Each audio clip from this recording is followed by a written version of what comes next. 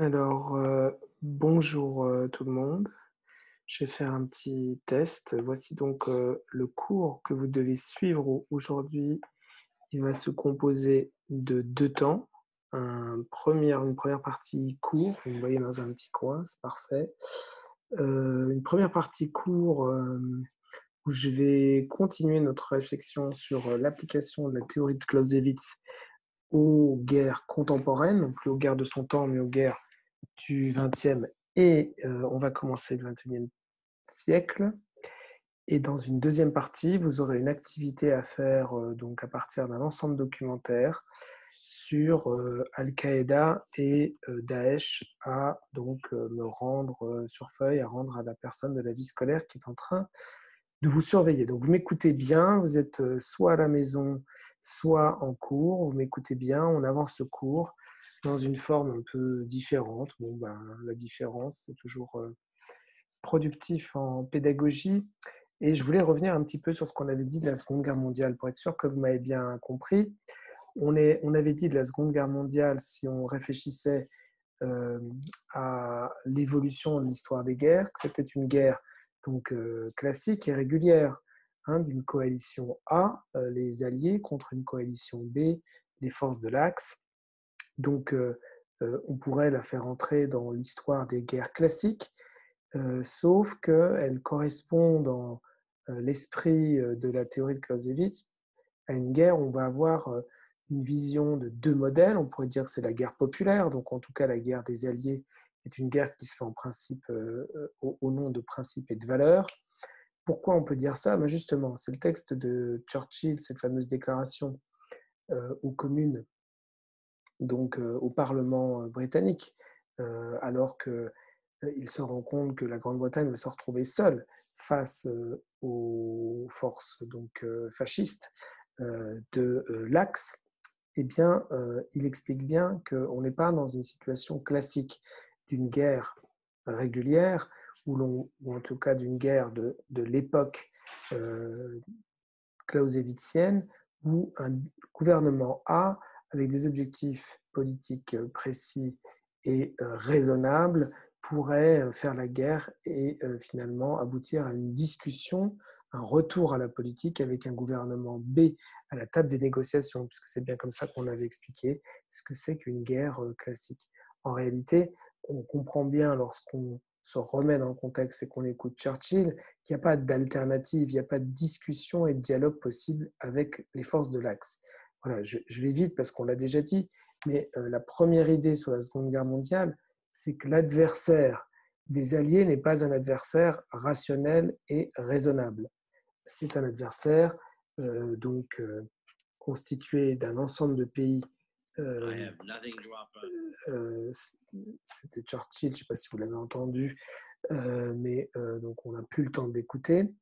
Un adversaire donc constitué des nazis, du militarisme fasciste japonais et des fascistes italiens, de tous leurs alliés européens, les Roumains d'Antonescu et autres, et dont l'objectif est un objectif idéologique d'une barbarie et d'une sauvagerie sans précédent qui, je crois, dépasse la vision de Clausewitz, de ce qu'est la politique pour Clausewitz, parce que là, on est dans l'idéologie totalitaire, contemporaine, que Clausewitz en aucun cas n'aurait pu imaginer. Donc on avait vu l'ensemble des types de crimes de guerre, hein, il n'y a aucune règle qui est respectée, l'autre est une espèce d'instrument que l'on peut anéantir, que l'on doit anéantir, en particulier si les juifs, tziganes ou communistes. Hein. Et donc, la Seconde Guerre mondiale, en définitive, est une guerre dans sa forme euh, initiale qui est classique, hein, une coalition A contre une coalition B, mais on avait bien vu quelle est l'illustration de la montée aux extrêmes de Clausewitz dans une proportion jamais vue jusque-là. En tout cas, chez les forces nazies. Chez les Alliés aussi, hein, pour mettre fin, pour détruire cet adversaire non rationnel avec qui on ne peut pas discuter, avec qui on ne peut pas négocier, eh bien, il va y avoir un déploiement de force qui semble lui aussi animé par la montée aux extrêmes. Il y a un moment où les Alliés, même s'il ne faut jamais, à mon avis, comparer, des moments où les Alliés ne retiennent plus leur coup, si on peut le dire comme ça. Pour rappeler, on le voit d'ailleurs dans la puissance des bombardements qui sont déployés par les Alliés. On avait vu que la ville de Dresde est littéralement rasée à plus de 80%, les bombardements incendiaires sur Tokyo. Il y a vraiment l'idée de terroriser, d'écraser une population qui était finalement sous la domination d'un régime totalitaire et pas forcément responsable dans sa totalité. Le petit commerçant de Dresde, les enfants et les papys ne sont pas forcément les soutiens les plus fervents d'Hitler, mais on a voulu marquer, donc faire la guerre de façon donc, à outrance, une guerre industrielle, une guerre totale. On peut donc parler d'une montée aux extrêmes, y compris du côté des Alliés, avec donc la culmination qui est l'emploi de la bombe atomique à Hiroshima, hein, qui marque un point, c'est pour ça que je voulais repartir de là, un point inédit dans l'histoire militaire, puisque c'est la destruction complète de l'autre sans conflit, sans combat. Il n'y a plus de bataille, c'est la fin de la guerre des batailles, c'est la fin de la stratégie offensive-défensive, c'est l'élimination complète de l'autre. C'est-à-dire, si on avait dit en introduction, là par contre, vous pourriez commencer à noter à partir de maintenant, si on avait dit en introduction que la guerre, par définition, c'est l'entrée dans un monde où l'interdit moral principal qui est tu ne tueras point saute, et donc c'est la porte ouverte à toutes les barbaries, eh bien imaginez-vous ce que devient la guerre ou les conflits dans un monde où on n'est pas seulement capable de tuer l'ennemi ou une partie de l'ennemi ou une grande partie de l'ennemi, mais on est capable de supprimer, d'effacer de la surface de la Terre toute une ville, tout un pays, en fait. On supprime l'adversaire et très probablement, s'il est armé de la même arme, on se supprime soi-même. Donc, on peut parler d'entrer dans une ère nouvelle avec l'arme nucléaire que je vous propose d'étudier maintenant. Je vais aller un petit peu plus doucement, c'était juste un résumé de ce que nous avions fait la dernière fois. Et donc, je vous propose, sur ces images apocalyptiques hein, de la ville d'Hiroshima, dont il ne reste qu'un ou deux bâtiments, hein, de passer au grand C. Hein. Même si à aucun moment hein, il ne faut comparer donc la sauvagerie et la montée aux extrêmes nazie à celle aux méthodes brutales, sauvages et parfois très discutables dans le cas d'Hiroshima et des bombardements des Alliés. Hein. Je vous rappelle donc cette dimension radicale dans l'histoire de l'humanité du génocide hein, qui s'explique dans le contexte de la guerre et pour lequel Clausewitz, là encore, nous avions dit, n'a pas de réponse. Enfin, c'est pas une pensée adaptée au génocide de Clausewitz. Donc, il nous faut aller chercher quelqu'un d'autre. Moi, c'est ce que je dirais dans une copie. Je ne chercherai pas à tirer Clausewitz pour expliquer les horreurs de la Seconde Guerre mondiale, si ce n'est la montée aux extrêmes, mais je dirais dans ma copie qu'il faut d'autres penseurs pour comprendre le génocide. Et donc, on avait vu que Adorno hein, montrait à quel point le génocide remettait en cause l'idée même que les hommes et les femmes sont des hommes et des femmes, hein, qui ne sont pas des êtres de barbarie, des animaux, ou pire que des animaux, parce que les animaux ne se détruisent pas à ce point. Donc voilà où on commence aujourd'hui. Grand C, on va se faire la guerre froide et on va essayer de faire les années 90. On en est déjà à une dizaine de minutes. Donc la guerre froide et la dissuasion nucléaire, montée ultime aux extrêmes ou triomphe du politique. Essayons de comprendre ce titre. Je vous laisse le marquer, je crois qu'on l'avait déjà mis. Donc. Mais dans le cas de le relire, hein, c'est vrai que quand on pense à l'arme nucléaire, on pense à la destruction complète, éventuelle, possible de la planète, notamment quand vont apparaître les bombes H. 10 000 fois plus puissante que les premières bombes A, comme celle de Nagasaki et de Hiroshima. Alors, commençons par réexpliquer ce que c'est que la guerre froide. On l'avait dit ensemble la dernière fois, mais on peut se le définir. C'est donc, ce n'est pas une guerre conventionnelle cette fois-ci. Hein, ce n'est pas une guerre d'un État A contre un État B. Alors, il y a un concept de Clausewitz qu'on pourrait réutiliser, qui est le suivant, c'est celui de l'observation armée.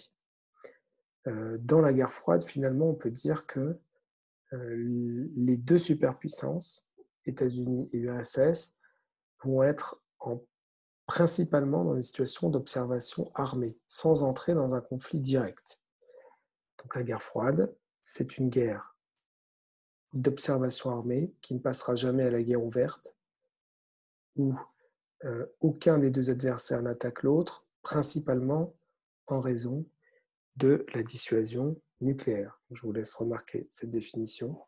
La guerre froide, c'est donc une guerre constituée d'une observation armée entre deux adversaires de superpuissance qui ne s'attaquent jamais directement en raison de la dissuasion, de la dimension dissuasive de l'arme nucléaire. Par contre, comme le montre ce schéma, on voit des petites explosions, il n'y a jamais de grosse explosion entre le bloc communiste et le bloc occidental. Par contre, il y a toujours la possibilité de conflits indirects, réguliers ou irréguliers, où l'un des deux grands va financer une guérilla, un État, va aider un État à entrer en guerre contre son rival, l'autre superpuissance. Donc la guerre froide, comme le dit très bien le philosophe français et politologue Raymond Aron, c'est l'histoire d'une guerre improbable, mais d'une paix impossible. On est dans une période très étrange où il n'y a jamais de conflit ouvert alors que la guerre est omniprésente, la course à l'armement est omniprésente, on cherche à construire des missiles et des bombes nucléaires toujours plus puissantes que celles de son adversaire. On y consacre d'ailleurs des quantités d'argent démesurées, c'est ce qui va plonger l'Union soviétique dans l'échec. Donc, une guerre omniprésente mais improbable car elle signifierait la fin du monde, et une paix impossible car nous sommes en permanence en état de guerre. Il y a des dizaines, voire des centaines de micro-conflits ou de conflits ouverts dans toute la planète et des millions de morts pendant cette guerre froide. Donc, on va se demander après quelle partie de Clausewitz on peut utiliser pour comprendre la guerre froide. Parce que l'idée, ce n'est pas d'appliquer Clausewitz pour l'appliquer. Il y a une première dimension donc, sur laquelle, moi, il y a deux dimensions. La première dimension, c'est bien la question de la montée aux extrêmes ultimes, ce que je disais dans le titre. C'est-à-dire que la guerre nucléaire reste un scénario où les idées de sauvagerie, barbarie, de pulsion, de guerre sans limite deviennent quasiment ridicules. La guerre donnerait lieu à la disparition complète de la planète. Donc on est dans une espèce de montée aux extrêmes inimaginable à l'époque de Clausewitz, mais qui donnerait raison à Clausewitz. Et donc les artistes, d'ailleurs le cinéma, ne va cesser, alors qu'on vit pendant la guerre froide dans une angoisse permanente de la possibilité du conflit nucléaire, ne vont cesser de dénoncer ce scénario, cette sauvagerie maximale, possible, éventuelle, cette épée de Damoclès qui pèse sur l'humanité. Donc, qu'est-ce qu'on marque là? On dit qu'il y a une première dimension de la guerre froide qui peut être pensée comme montée ultime aux extrêmes. Une idée de la guerre qui a tellement peu de limites, dans laquelle tous les moyens sont possibles, qu'on en viendrait à détruire l'autre et soi-même pour essayer de gagner. En réalité, il n'y a pas de vainqueur, mais bon. Et donc, Hollywood va penser, va mettre en scène cette angoisse de la fin de tout, de la fin du monde. Hein, ce sont tous ces films post-apocalyptiques. Je vous en conseille deux, ou en tout cas, on peut en prendre deux pour illustrer cette période dans la copie. Pensez que vous l'avez aussi en AGF, cette partie du programme, donc vous aurez des choses à dire au moment du bac. Je vous propose soit le film de Kubrick, Dr. Strangelove, troisième film de Kubrick sur la guerre, finalement, en y repensant. On a vu Barry Lyndon, mais il y a aussi Les chemins de la gloire, Path of Glory, sur la Première Guerre mondiale et la barbarie de la guerre. Et Dr. Strangelove est aussi un film pacifiste qui montre qu'en fait, très facilement, c'est une comédie absolument fabuleuse, que le destin de l'humanité, sur la base de quelques erreurs ou de la folie d'un ou deux responsables militaires ou de gouvernement, pourrait basculer dans la guerre nucléaire. Mais je préfère utiliser aujourd'hui, dans ce cours un peu spécial à distance, On the Beach, film de 1959, film commercial hollywoodien, dans lequel en réalité la planète est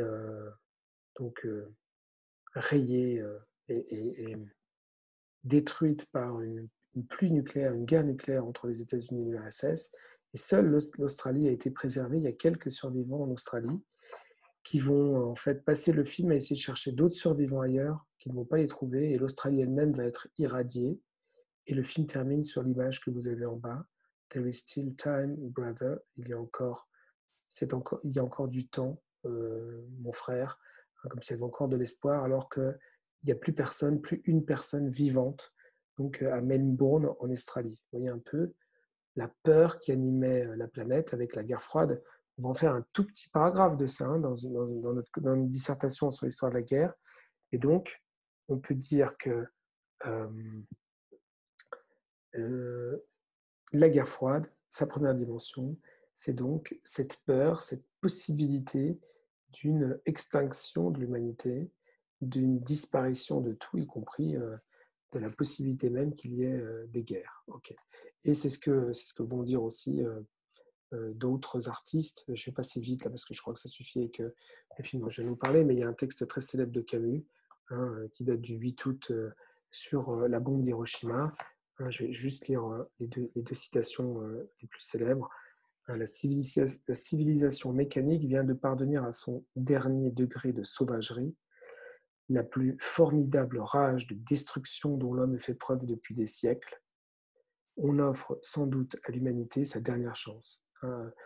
Aujourd'hui, donc, on peut raser une ville par une bombe de la grosseur d'un ballon de football. Après Hiroshima, Camus dénonce l'idée qu'on est rentré dans une période où l'humanité fait face à sa dernière chance. Est-ce qu'on est vraiment des hommes ou est-ce qu'on va sombrer dans le conflit nucléaire? Donc ça, c'est le premier axe sur la guerre froide, en réutilisant la montée aux extrêmes de Clausewitz. Mais je pense que finalement, si on réfléchit au fait que nous sommes toujours là, vous et moi-même, c'est bien qu'il n'y a pas eu de guerre nucléaire. Et s'il n'y a plus de guerre nucléaire, c'est peut-être que justement un autre scénario s'est imposé. Lequel? Relisons ce texte que je vous avais donné du spécialiste de relations internationales, Maurice Weiss, un grand historien de l'histoire des États-Unis. Je vais le lire moi, puisque vous n'êtes pas là et je ne suis pas là. Né au XVIe siècle sous la plume de Juan Manuel d'Espagne, l'expression « guerre froide », utilisée en 1947 par Bernard Baruch, conseiller de Roosevelt, et popularisée par l'éditorialiste Walter Lippmann, désigne essentiellement la confrontation soviéto-américaine qui façonne les relations internationales pendant près de 50 ans. La dissuasion nucléaire appelle même une certaine rationalité entre les deux belligérants qui, s'ils usent de l'intimidation, la propagande, la subversion, la guerre locale par alliés interposés, s'emploient d'abord à ce que cette guerre froide ne se réchauffe pas trop. Guerre improbable, paix impossible, selon la formule de Raymond Aron. Guerre idéologique surtout, menée par deux pays universalistes au nom de la démocratie et de la paix. La guerre froide n'en a pas moins provoqué une course aux armements, la mort de millions d'hommes dans le tiers-monde en particulier. Partageant le monde en deux sphères politiques, économiques et militaires, peu de régions échappant à son emprise, elle modèle aussi la politique intérieure des deux grands. Maurice Weiss, donc, article Guerre froide. Bon, j'ai lu un peu vite, On va relire juste 2 phrases qui sont essentielles de passage. Hein. La discussion nucléaire appelle même une certaine rationalité entre les deux belligérants, entre les États-Unis et l'Union soviétique, qui, s'ils usent d'intimidation, de propagande, de subversion, de menaces, l'un vis-à-vis de l'autre, de guerre par alliés interposés, s'emploient d'abord à ce que cette guerre froide ne se réchauffe pas trop. Hein, guerre permanente, paix impossible, mais guerre improbable, lui rappelle Raymond Aron. Qu'est-ce que ça veut dire? Ça veut dire que quelque part, grâce à la dimension dissuasive de l'arme nucléaire, il existe une certaine rationalité entre les deux belligérants. Voilà ce qu'il faut mettre, c'est la deuxième dimension. Hein, l'arme nucléaire permettant la destruction complète de tout, malgré mes pulsions de destruction et ma volonté de monter aux extrêmes, je me dis, si je suis un minimum rationnel, comme le sont les États, hein, la raison d'État, elle peut vous permettre, pour défendre votre État, de faire ce que vous voulez, y compris des saloperies, mais pas de disparaître.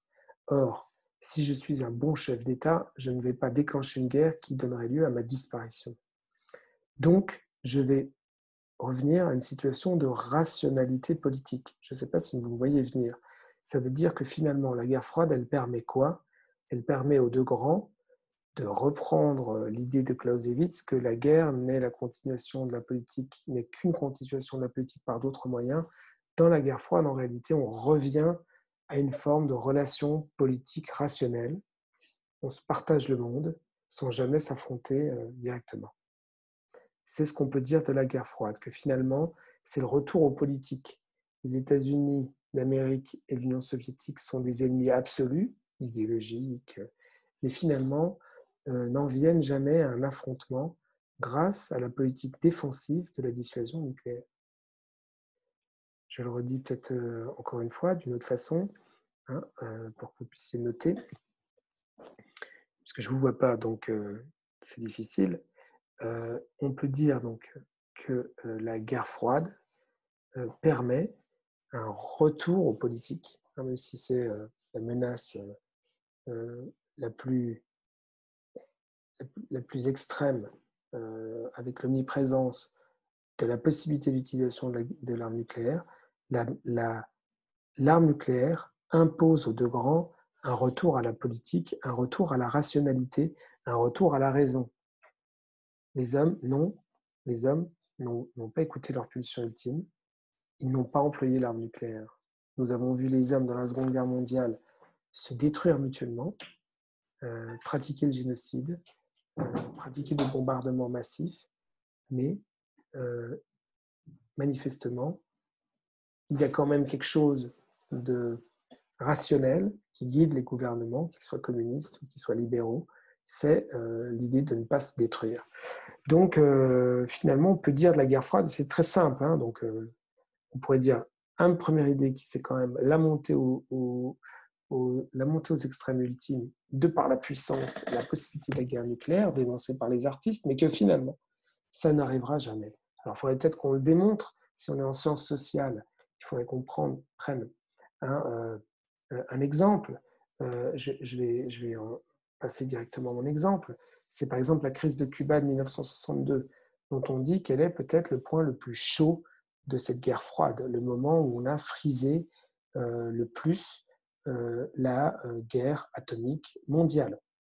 Donc, qu'est-ce qui s'est passé en 1962? Vous le savez certainement, depuis 1959, je vous le raconte, c'est peut-être pas vous ne le prenez pas en note, mais on va retenir deux phrases essentielles sur la crise des missiles donc, à Cuba en 1962.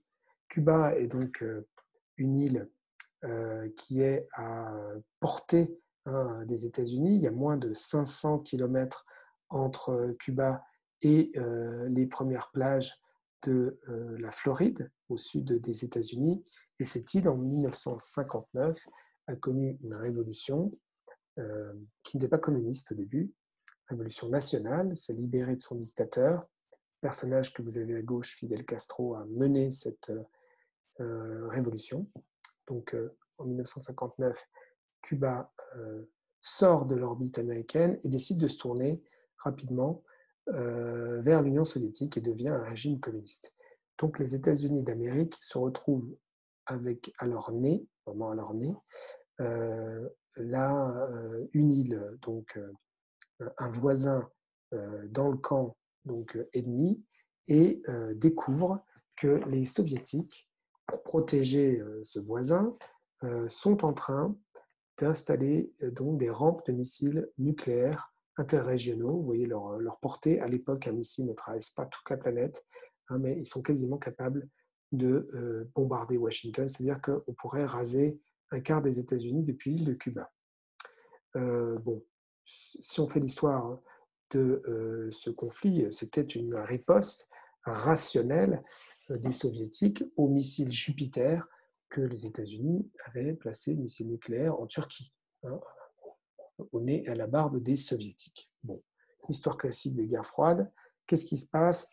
Le président Kennedy découvrant, jeune président, que les Soviétiques avaient peut-être sous-estimé, découvrant par les réseaux d'information américains l'existence de cette base, décide d'imposer un ultimatum aux Soviétiques et de déclencher un blocus de l'île de Cuba. Aucun navire soviétique ne pourra atteindre l'île de Cuba sous peine d'être coulé par les Américains et de déclencher une guerre thermonucléaire mondiale. C'est compliqué pour les Soviétiques, donc, et l'ensemble de la planète est au bord du gouffre, hein, est au bord de la guerre. C'est plus une guerre totale, c'est la guerre finale, on pourrait dire, il y a tellement de missiles nucléaires soviétiques et américains que on pourrait risquer la destruction, en tout cas, d'une grande partie de la planète.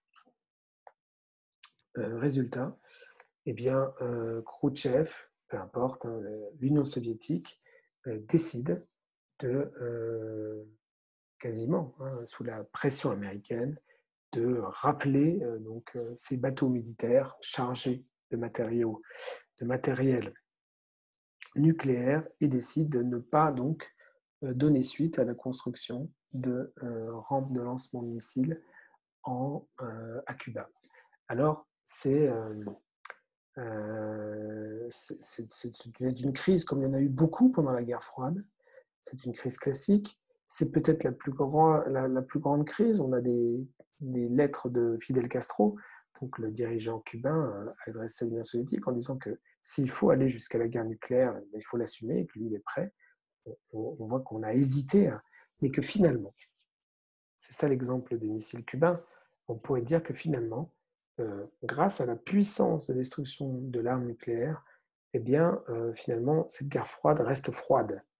La raison politique l'emporte et aucun des deux grands ne franchit finalement le Rubicon, hein, l'expression de César, ne déclare la guerre, ne donne une raison de déclarer la guerre à l'autre suffisante. Et on est resté finalement dans un équilibre global entre les deux grands, en tout cas. Alors, on termine sur cette histoire de guerre froide, donc. Très simple, hein, montée aux extrêmes ultimes, mais aussi retour aux politiques. Alors, un retour aux politiques limité, toujours sur la brèche. Hein, donc, américains et soviétiques, à plusieurs moments de l'histoire de la guerre froide, ont donc passé parfois des accords. C'est comme les accords SALT, Strategic Armament Limitation Talks, des années 70. Les deux grands ne vont pas très bien, difficultés économiques l'un comme l'autre, et décident de se mettre d'accord sur un nombre maximal de têtes nucléaires. Hein, donc, c'est des accords de limitation de leur puissance nucléaire. C'est un moment justement d'équilibre, de partage. Et la une du journal Time américain montre ces moments d'accord. On a l'impression que on est dans une phase de paix, mais on voit bien que le caricaturiste a montré la fragilité de cette paix ou la limite de cette paix avec Nixon, Richard Nixon, président des États-Unis, qui a une poignée de missiles dans la main, qui est cachée derrière le dos, et un Léonid Brejnev soviétique qui, lui, en a une autre. Alors effectivement, donc, on a contrôlé, limité, on s'est partagé le monde, mais en cachette, on continue à inventer des outils et des joujoux militaires chaque fois plus terribles. Hein, donc, comme le nombre de têtes nucléaires est limité, soviétiques et américains inventent des missiles MIRV, multi-impact ou missile régional, enfin je ne sais plus ce que ça veut dire exactement, mais comme vous le voyez, donc c'est un missile qui contient en fait 3 missiles, 3 têtes nucléaires. Donc finalement, d'avoir limité l'armement n'a servi absolument à rien. Hein, on est capable d'envoyer des missiles qui se séparent en plusieurs missiles. C'est bien la preuve que la folie, hein, de la course à l'armement, de la volonté de pouvoir mieux détruire l'autre complètement, est toujours quand même omniprésente dans la guerre froide. Puis enfin, dans la guerre froide, on pourrait dire juste une dernière chose, c'est qu'il existe donc aussi des guerres hein, pendant la guerre froide. Ce n'est pas une période d'équilibre pacifique. Guerre improbable, paix impossible, disait Raymond Aron. Donc en permanence, il va y avoir des guerres qui sont des guerres de guerre froide, qui sont des guerres idéologiques, très souvent des guerres entre un acteur soutenu par l'Union soviétique et un acteur soutenu par les États-Unis, ou un acteur soutenu par l'un des deux, s'opposant directement à l'une des deux superpuissances. Donc, on a 2 types de conflits, je pense, principaux pendant cette période. Ce sont des conflits régionaux. Donc, dernière idée sur la guerre froide, il y a quand même des guerres quasi permanentes, des régions du monde où on combat du début à la fin de la guerre froide quasiment. Et il y a, on pourrait dire, 2 types de guerres. La première, donc, c'est deux, deux, deux, deux alliés, un des États-Unis, un de l'Union soviétique, l'un contre l'autre. C'est le cas dans les 2 guerres d'indépendance d'Indochine et d'Algérie. Il y a plein d'autres guerres d'indépendance, hein, mais ici, ce sont donc les Français qui ne veulent pas donner l'indépendance à leurs colonies, et les colonies se rebellent, et en général, derrière la rébellion se trouve le soutien de l'Union soviétique. En tout cas, c'est le cas en Indochine et en Algérie en partie aussi. Donc, ce sont des guerres de guerre froide, hein, typiques, avec, donc, par exemple, dans le cas de l'Indochine, en 1946-1954, un soutien donc aux communistes du leader Ho Chi Minh par l'Union soviétique. Alors, ce qui m'intéresse, ce n'est pas le fait qu'il y ait des guerres, c'est que ces guerres, ce sont des guerres où on peut réutiliser l'apport de Clausewitz, puisque ce sont des soulèvements hein, populaires. Ce sont des guerres d'indépendance, ce sont des guerres souvent asymétriques. La France a des moyens militaires bien plus importants que ceux que peuvent déployer, malgré le soutien des soviétiques et d'autres alliés, comme l'Égypte pour les Algériens, donc les indépendantistes algériens, les indépendantistes vietnamiens de l'Indochine. Mais finalement, c'est la guerre populaire, c'est le soulèvement populaire. Vous vous rappelez hein, le fait que c'est tout un peuple indo-chinois. Alors, ce n'est pas un peuple, hein, il y a plusieurs peuples, mais tout le peuple vietnamien qui soulève contre les Français. L'Algérie hein, bascule massivement dans l'indépendantisme qui va donc mettre en échec la France. Donc, ce sont des petites guerres ou des guerres, on va dire, irrégulières, puisqu'il n'y a pas un État contre un autre État, qui donnent lieu à une défaite du plus fort. Ce sont des guerres donc pensées par Clausewitz. Donc pendant cette guerre froide, on a des guerres d'indépendance. On a aussi des guerres, j'ai envie de dire, hybrides, hein, où par exemple la guerre du Vietnam, cette fois-ci, c'est un des 2 grands qui s'oppose directement à un État allié de l'autre. En tout cas, c'est le cas de la guerre du Vietnam. Les États-Unis s'opposent à un double adversaire. C'est pour ça que je dirais hybride. Le gouvernement et l'État du Vietnam du Nord. Je vais montrer les cartes, ce sera peut-être plus explicite. Hein, donc à gauche, c'est la guerre d'Indochine qui va donner lieu à l'indépendance du Vietnam du Nord, Vietnam du Sud, Laos et Cambodge. Et puis la guerre du Vietnam, c'est donc une guerre, on pourrait dire, interétatique entre les États-Unis d'Amérique et le Vietnam du Nord, mais c'est aussi une guerre asymétrique. Donc c'est pour ça que je dirais qu'elle est hybride, elle est à la fois interétatique, hein, au Vietnam du Nord, mais au Vietnam du Sud, elle est asymétrique. C'est les États-Unis et leur allié vietnamien du Sud contre le soulèvement, hein, du Viet Cong, des partisans communistes du Vietnam du Sud. Les États-Unis ont un double adversaire, un pays, le Vietnam du Nord, et des rebelles, des guérilleros, si vous voulez, le peuple vietnamien en armes qui refuse l'occupation américaine ou la présence américaine. C'est donc intéressant. Et là encore, donc, on a des guerres irrégulières, hein, où il y a petite guerre et grande guerre, et par deux fois, cette guerre irrégulière, hein, comme je dis l'Algérie et le Vietnam, bah, la population, la masse va l'emporter sur la superpuissance. C'est intéressant. On peut dire que Clausewitz nous avait expliqué qu'une population motivée, hein, avec ses passions, l'idée que c'est tout un modèle qu'elle défend, son indépendance, sa vision du monde contre celle de la domination américaine, eh bien ça marche. Et c'est pareil pour le conflit en Afghanistan.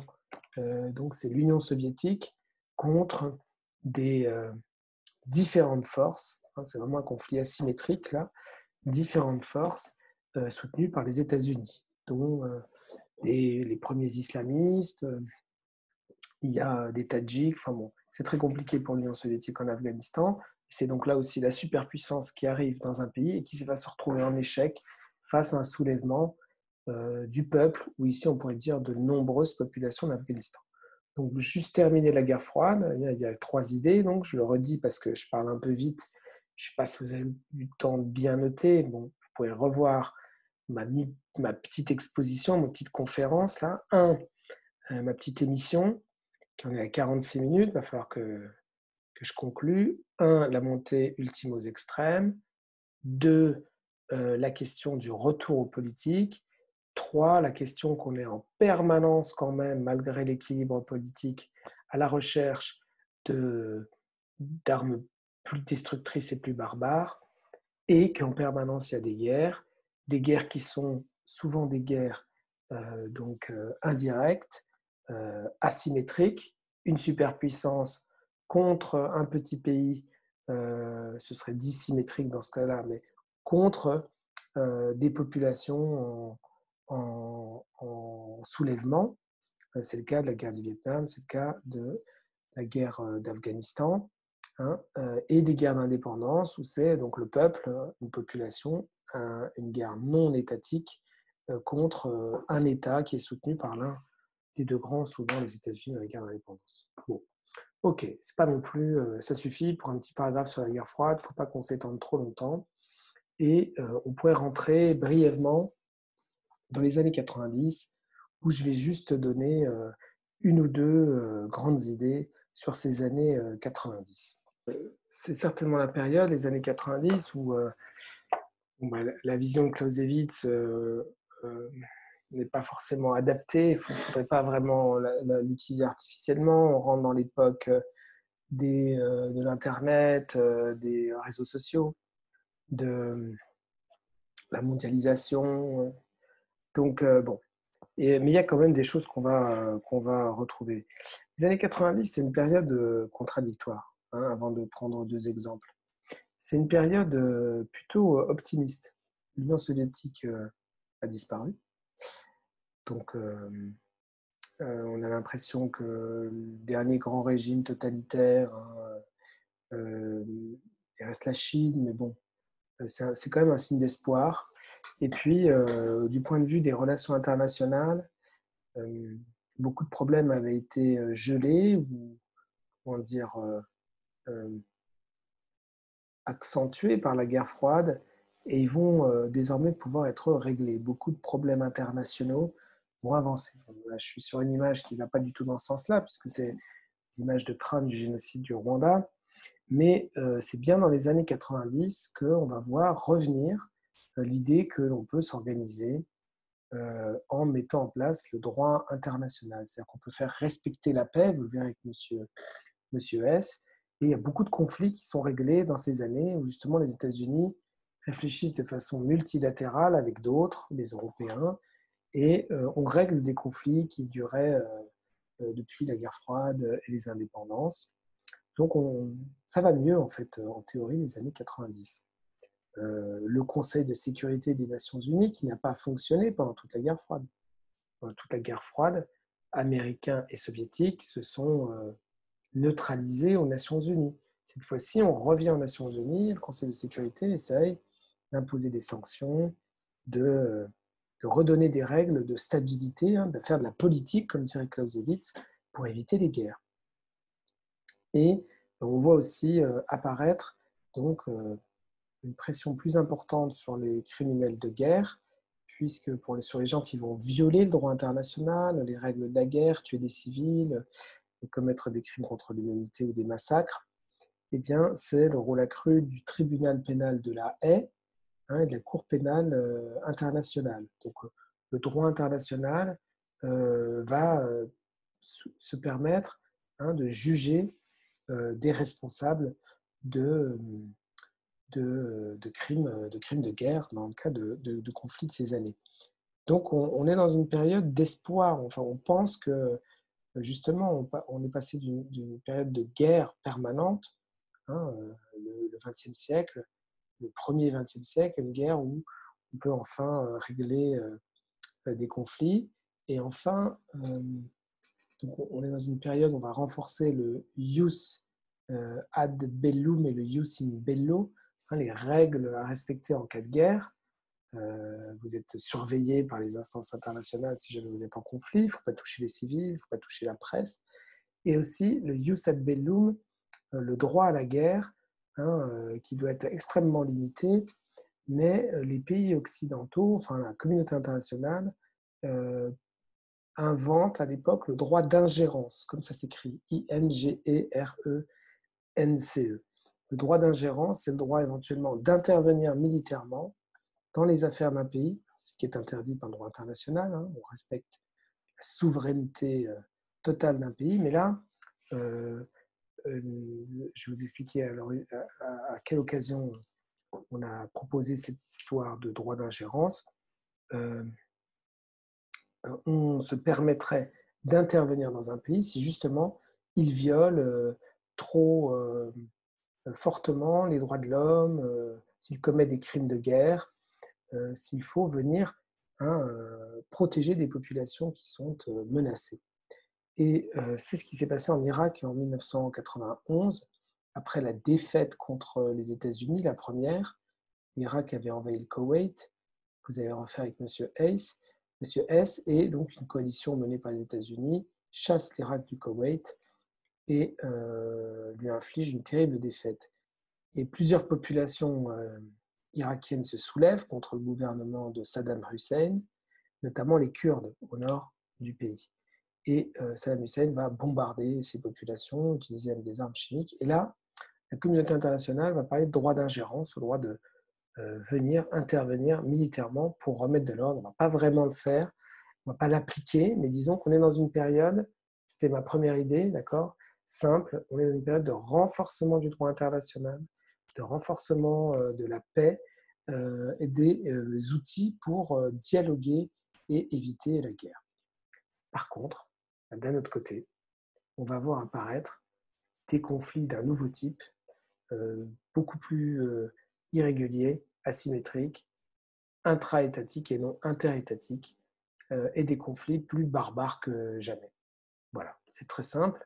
Dans les années 90, on pensait avancer vers plus de droit international, plus de règles, plus de guerres réglées, codifiées, régulières. Et en réalité, on va voir se mettre en place des conflits irréguliers, des conflits atroces, des conflits intra-étatiques, donc sans État A plus État B, des guerres irrégulières et des guerres barbares. Alors, la première, je vais juste faire la Yougoslavie, je vais en parler un tout petit peu, vous montrer une vidéo et arrêter là parce que je suis un peu long, vous ferez une pause quand j'aurai fini.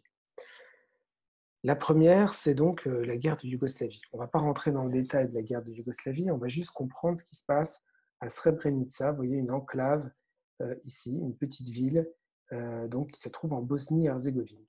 La Yougoslavie, c'était donc un pays communiste qui va s'effondrer avec tous les pays communistes de cette époque, dans les années 90. Quasiment tous les pays communistes, sauf la Chine, vont donc abandonner les régimes communistes. Le problème de la Yougoslavie, c'est que c'est un État multinational, multiethnique, avec des populations qui parlent globalement une langue proche, c'est le serbo-croate, mais qui sont différentes, principalement du point de vue de la religion. Les Serbes sont orthodoxes, les Croates et les Slovènes sont catholiques, et les taches vertes, en Bosnie, il y a des restes de la présence ottomane, des gens qui s'étaient convertis à l'islam, il y a des musulmans bosniaques. Et donc, la guerre de Yougoslavie, vous regarderez comment elle se déclenche, mais en Bosnie, elle va être infernale parce qu'il y a 3 communautés qui cohabitaient, qui étaient amies, qui vivaient ensemble dans la grande ville qui est Sarajevo, qui est la capitale de la Bosnie. Tout le monde a vécu ensemble, ils se mariaient entre musulmans, serbes, croates, macédoniens. Les gens se sentaient yougoslaves. La Yougoslavie, en 1990, a gagné le championnat du monde de basket. Je ne dis pas que tout allait bien, il y avait de grosses tensions entre les ethnies, mais bon, les gens se sentaient yougoslaves. Et avec l'explosion de la guerre de Yougoslavie, où finalement les régions de Yougoslavie sont mises à se faire la guerre les unes contre les autres, alors que l'armée yougoslave se coupe en morceaux. C'est une guerre, vous êtes d'accord, intra-étatique, c'est une véritable guerre civile. Et en Bosnie-Herzégovine, cette guerre civile va être terrible parce que les Serbes de Bosnie vont donc pratiquer des méthodes horribles vis-à-vis des autres populations. Donc on est en 1990, 50 ans après la Seconde Guerre mondiale, la guerre revient en Europe à 2 heures d'avion de Paris et tourne à la barbarie. Je vais vous montrer donc une vidéo et vous ferez la pause après et je terminerai avec ça.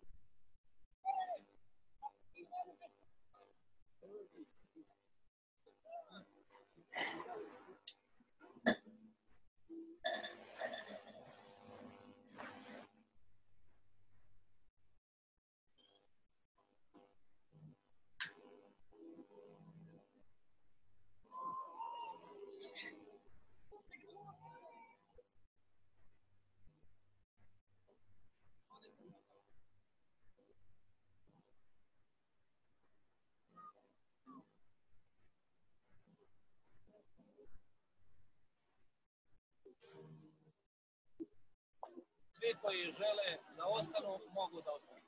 Svi koji žele da napuste ovu teritoriju, također mogu. Obezbedili smo dovoljno i autobusa, i kamiona, bit će potrebno da se pohvatiti. odatle će preći na teritoriju koju kontrolišu, ali ne snage. Samo bez panike i propustite malu djecu i žene. Nemojte da se neko djete izgubi. Ne bojte se ništa, niko vam neće ništa uraditi.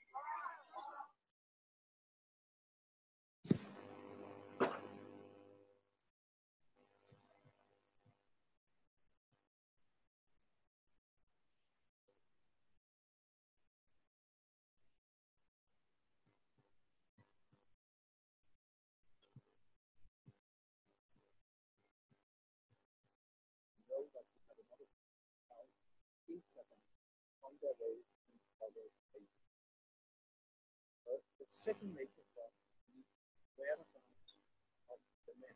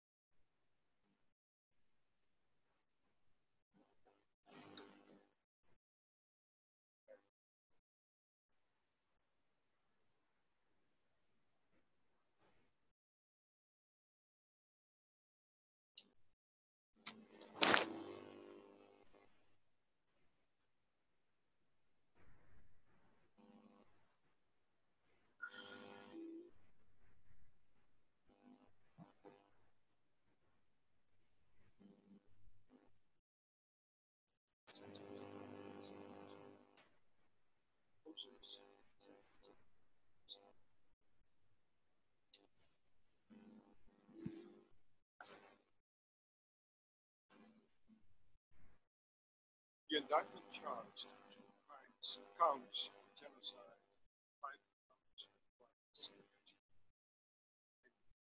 prosecution, murder, extermination, deportation, humane acts of forced touching. Mr. Mladic should sit. Mr. Mladic should sit. Mr. Mladic, if you conflict violence, based or having sentences.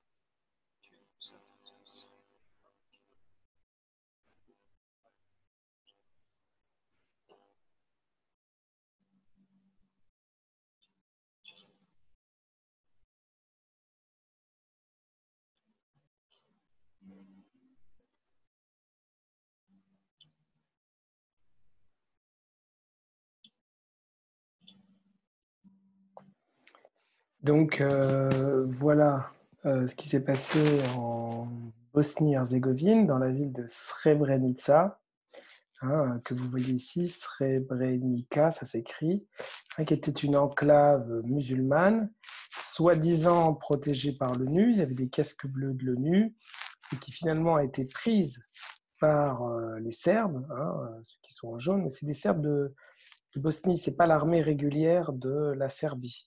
Ce sont donc c'est une guerre irrégulière entre des forces qui ne sont pas des États. Il n'y a pas d'État bosniaque. C'est la désagrégation de la Yougoslavie. Ce sont des voisins qui se battent les uns contre les autres.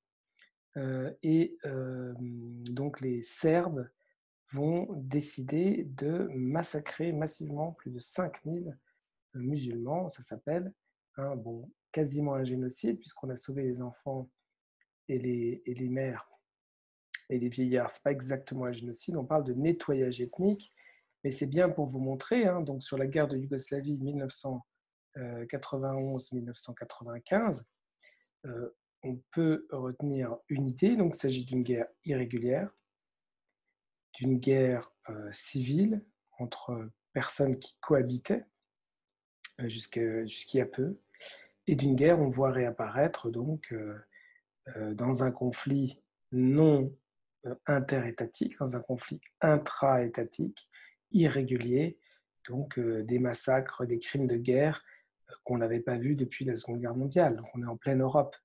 Hein, encore une fois, cette idée que l'humanité...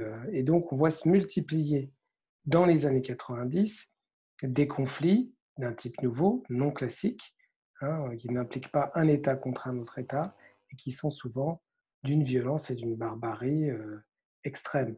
L'autre conflit, l'autre grand événement, hein, je remets la photo qui est terrible, c'est le génocide du Rwanda, qui est aussi un génocide qui se produit dans un contexte de guerre, hein, où il y a des milices, des guérillas dans la région qui font la guerre au gouvernement organisé depuis longtemps, mais où donc une partie de la population Hutu, H-U, en français O-U-T-O-U, va massacrer l'autre partie de la population, Tutsi, donc à la machette, 800 000 morts en 1994, sous les yeux de la communauté internationale qui ne fait pas grand-chose. Comme on l'a vu en Bosnie, il y a des casques bleus qui ne font pas grand-chose. Donc, multiplication de conflits d'un type nouveau, hein, intra-étatique, complexe, où des forces non militairement organisées ou non militairement classiques se font la guerre, se massacrent, hein, avec donc du nettoyage ethnique, voire même du génocide. Et le troisième type de conflit, hein, c'est l'apparition du terrorisme islamiste, hein, comme c'est pas le seul terrorisme d'ailleurs qui apparaît dans les années 90, mais bon, on va se concentrer sur celui-ci. Et je vous propose de terminer l'heure, parce que ça fait déjà 1h07 d'intervention vidéo qui doit être, à mon avis, moyennement intelligible. Mais enfin bon, je ne suis pas allé si vite que ça, j'ai parlé beaucoup, mais j'ai dit quelques idées essentielles sur comment on peut utiliser Clausewitz dans la guerre froide et qu'est-ce qui change dans les années 90, les nouvelles conflictualités. Et donc, je vous propose une activité à partir de 5 documents.